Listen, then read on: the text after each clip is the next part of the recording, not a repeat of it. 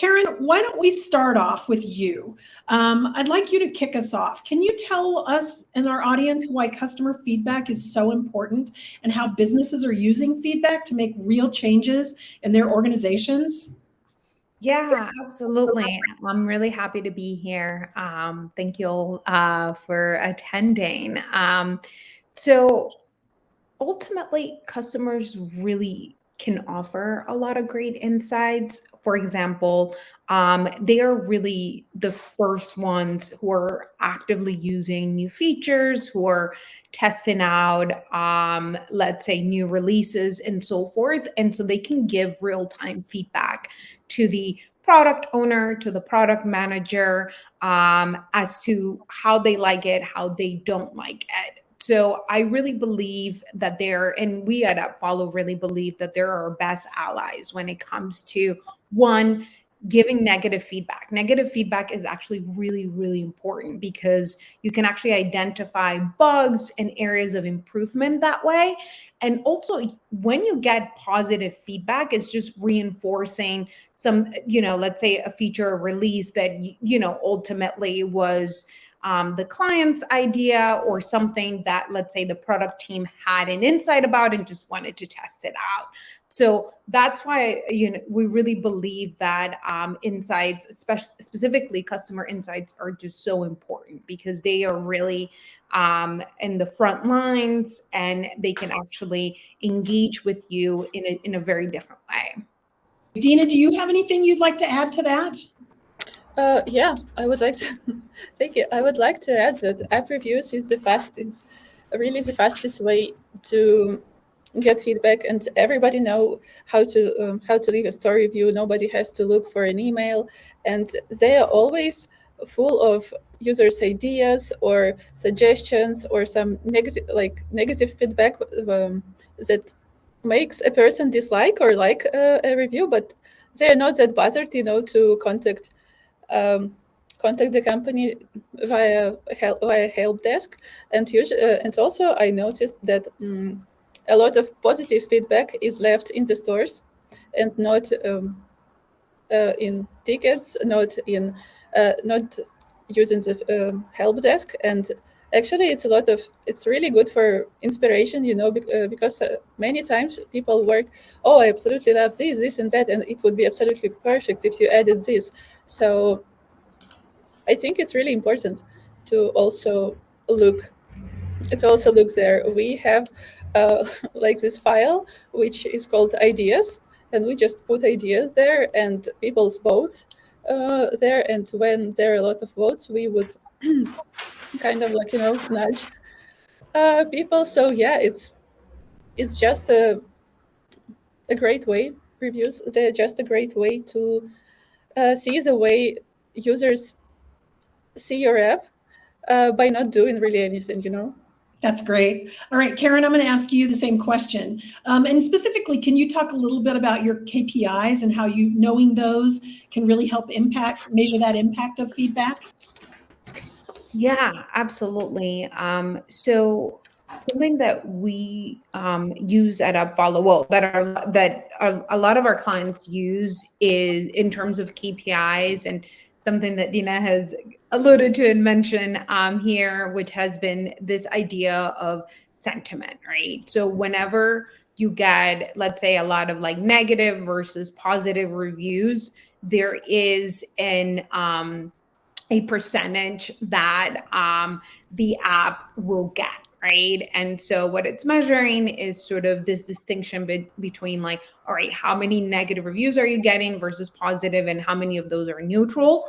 And so you come out with a score. And so understanding that score for both like the App Store and the Android store really works. And so you start there. You look at the places where you can improve. Typically, that's going to be looking at the negatives, like why are people scoring us these one-star reviews? Like, what are their grievances? And then really going from there and really addressing that. Because AppFollow we're not an app, right? We're a platform. The way that we do this internally is we really do it by customer segmentation. So as Dina mentioned, we do have a process for beta testing. So releases that our clients have actually requested. We use Product Board to gather all of that feedback, and it goes directly to the product team. And then based on the volume, number of requests, client segmentation. So we have some strategic clients. We have some clients that are sort of in our middle bucket, and then our kind of smaller, more or less self-serve clients. And so when we kind of take this all into consideration, then that's how these features get prioritized. And then we have direct engagement with our clients. We go through a beta process. They give us a lot of feedback. And then by the time the feature is released, then you have a product that is essentially requested, that works well, and that it's going to make our end users happier, right? It's going to provide that value add. So I would say that in terms of feedback, that's what I would recommend. I also recommend looking at these 1 to 2 to 3 star reviews and why they were giving, right? Like understanding the why is really, really important, and then addressing that through app improvements, through new features and so forth, and finding a way of engaging that end user, whether that means replying to that client and saying, hey, this is in the pipeline. We would love to engage with you and have you as a beta tester. That directly provides value to the end user and makes them feel heard.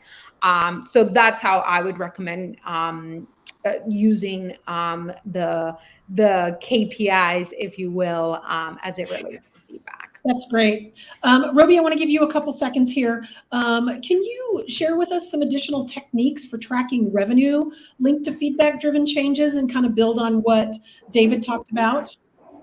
Yeah, so I think I love when you said innovate or die. You basically, you have to view this as it's a requirement. It's not optional anymore to listen to your customers.